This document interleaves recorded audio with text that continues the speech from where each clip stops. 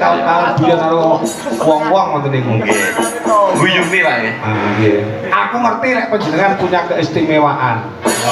Ya. Loh, ngene lho, Le. Petro Gareng Bagong, ya toh? Nggih. Itu tetap ada kelebihan dan kekurangannya jenenge menungso. Contonipun kados pundi, Pak? Iya kados panjenengan itu punya kelebihan. Nggih. Dan ngerayu wong wedok sampean iki mesti pinter. Lho. Halus, pinter, ngono. Ya. Jadi ora yak-yakan. Duwe rasa. Sampeyan iki lek duwe umpamane ngeten duwe gandingan siji, ndak mungkin akan mendua. Boten, Pak. Ya, itu lho. Kula malah 24 tahun dereng nate kampun wong wedok. Iya. Oh, wong aku mbiyen 22 wis rapi. Ya. Terus sing anu, Pak. 24 tahun terus sing nggih nguyuh tok. Tapi anu lho, Le. Nggih. Dalang ki lek manut omongane sesepuh, Nggih. harus ndang segera punya pendamping. Awake dhewe arep ngomongne kasepuhan, awake dhewe arep ngomongne tentang pernikahan. Lek awake dhewe urung lakoni kadang-kadang kaku. Oh. Lek umur 24 iki masaku wis dewasa untuk mencari seorang perempuan minangka jadi pendamping ngono. Ngaten iki, Pak. Iya no. Yo, saiki aku pengen terus suaramu. Lha iki sedih-sedih malah nungguh, Pak. Mboten napa-napa. Heeh. Engko Tak yo nungguh. dibawa lho sampean jumenengan apa? Ya sampean jumenengan. Bawane napa iku tak manut. Ya. Kelok yo kena, sendro yo kena, mengko diteruske ning ngene apa kuwi jenenge? Nang ngene apa kuwi jenenge duet yo kena tembangane. Bawa mawon, Pak. Bawa. Nggih. Apa? Mboten. Bawa mawon, Mas. Mas bawa, Mas.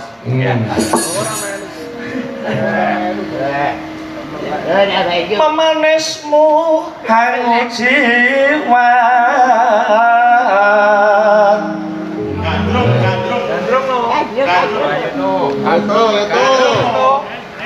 Agawe ruci tenggale.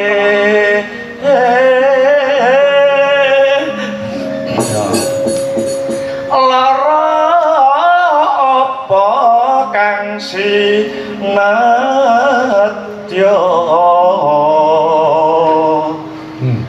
upama munduta romi. Aku seneng karo sampean. Seneng napa? Munggah ngene kok wis ngembang dandang gula lho ya wisan. Gula. Gudah kuwi pangkurno, Kang. Cangkem iki ora sing godak omongi mbok ora. Wong ora ngerti ora usah. Kuwi genah ki nantri ngono. Sinom kok. Ya. Tartamtu tak turuti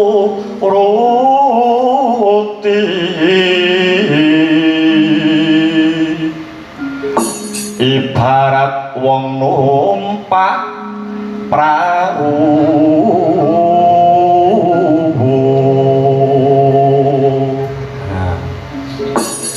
lumampah tanpa walah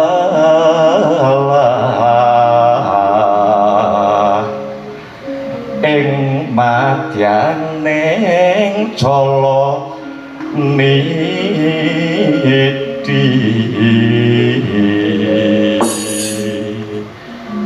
temah kunjing hanggenjong ning pagulingan. Ya.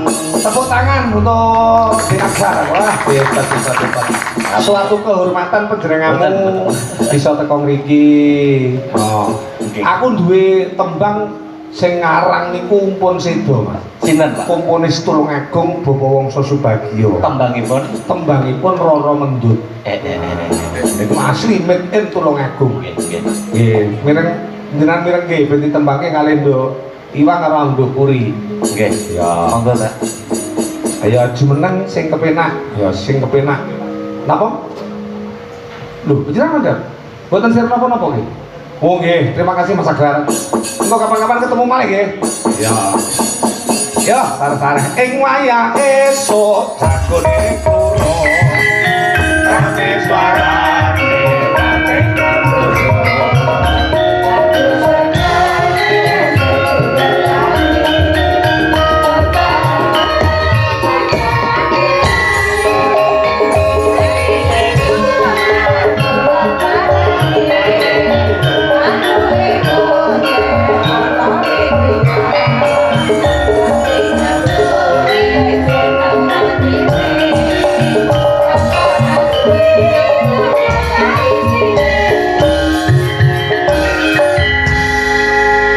Mbuh kalian apa sing tak kandhake karo Dik Akbar, Mbak Puri sama Mbak Iwang. Ya iki Mesin Tulungagung Kendal Dulur.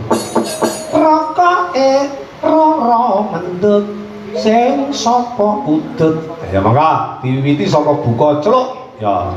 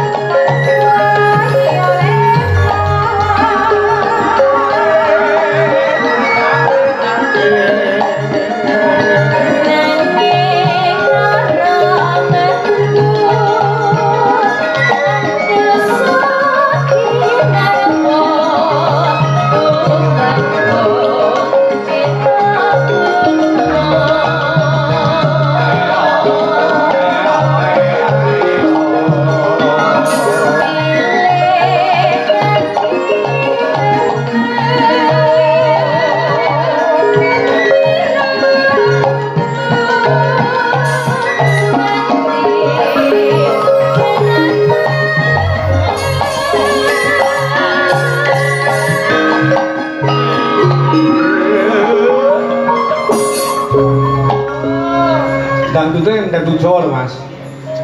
Tuntak juga. Mas Budi.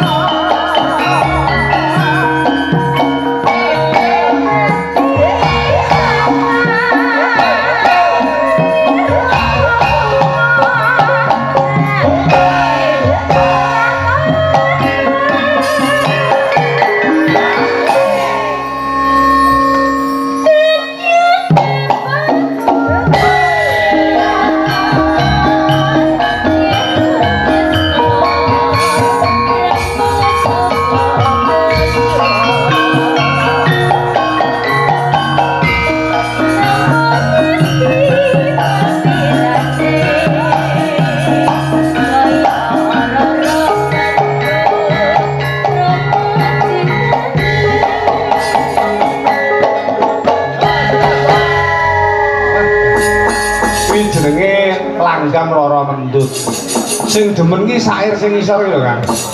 Sing endi? Dadya tepo tulodo yen wong tresna ramung saka bondo. Amung ati pawitane kaya rara mendut prana citrane.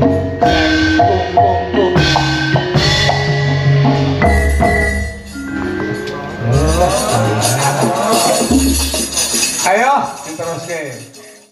Sugeng dalu Mbah Hanom. Amin. Jendalu. Panjenengan sehat, Mbah? Amin. Alhamdulillah, semoga sehat selalu, panjang umurnya. Amin. Semoga awet lah ngomong anak putune. Mugi-mugi niken saged nderek jenengan terus. Jenengan jangan sakit.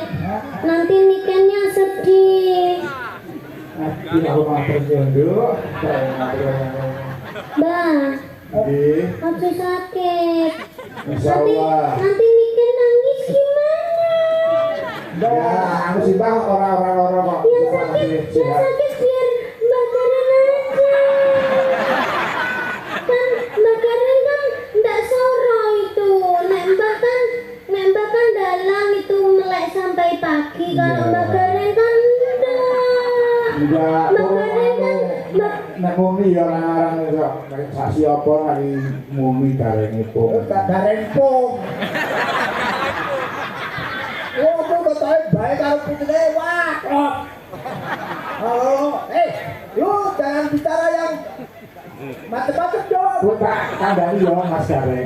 Putuku ini kan kuwi oleh derek cinta orang saya tak kuwi zaman isih SD. Indi. Tak kamu apa orang ambil? Dereke anu baik. ya Dereke baik pilih umur piro kelas piro? wet cilik sak cindil kae. Ket kelas Ora 2 SD. Ora kuwi turunane Crurut apa jenenge kok Cindil iki lho. Ya sik inil-inil kae kok. Cek Kelas kelas loro SD. 2. Kelas 2 SD saiki 2 SMA. Wis tau nderek Mbah Hanom. Sudah. Ya kowe iki ora ketang sithik Mbah Hanom ki ya nyawabi marang kariermu. Mula ya ora ana salahe yen kowe tetep nderekke Mbah Hanom. Ya, ya aja mung Mbah Hanom tok, ya Mbah Bagong barang kuwi. Iya, kok Mbah? Loh, lah kuwi adike Pak Hanom ya, Mbah. Kowe Aku ki apike iki aja Mbah Ketuan. Om Emah. Diki. Emah. Ora. Kok emah ngapa? Ya kan nenek urutane. Nah. Iki Mbah Hanom, ki Pak Bagong, terus kae Dik Bayu. Kembali sodi. Kemana Dek Bayu? Urut, Mas. Aja Dik. Ya, Mas Aja kok. Dik. Dek Nani. Yo Mas Bayu. Wah. Mas Bayu ke mau sempet tak prank lho Pak De. Napa? Jam 10 lah kok ngirim Sherlock toh. Lah terus jam Ya kan? 10 ki lagi ngirim Sherlock. Lagi ngirim Sherlock 10 bengi iki. Lah kok jawabmu piye? Lah jawabku kan lek ngirim Sherlock kan yo mbok ket mau awan gitu. Lah jam 6 ki aku ki wis tekan kene Pak De ceritane. Jam 6 sore kan wis tekan Tekan kene. kene. Terus aku jam 10 lagi dikirim Sherlock aku yo ngomong lek aku rong budal ngono. Oh iya bener kesalahan dia kamu manfaatkan bahan ngapa. Lho kowe lak sing ngekeki jam piro? Jam 10. Lho aku kuwi wayangan wis bubar lagi dikeki Sherlock kok. Lah ber jare lara kok ya ora tak kabari. Lah jare sing lara ben Mbah Gareng wae. Niken lho. Oh lara. Wong senengane yo. Ning alhamdulillah Mas Gareng pun sowan, Mbak Niken wis sowan. Nggih. Iki pancen wis diantu-antu. Heeh. Angger nduk Niken sing dadi bintang tamu ngerti ora Mas? HP iki kaya antene kae lho. Wis tingkat-tingkat. Wis rolas. Oh iki streaming kabeh to? Iya. Anu le nduk Pak De ora iso mampir ngomah iki langsungan ning kene ya. Aku ora iso mampir ning Ngadirojo.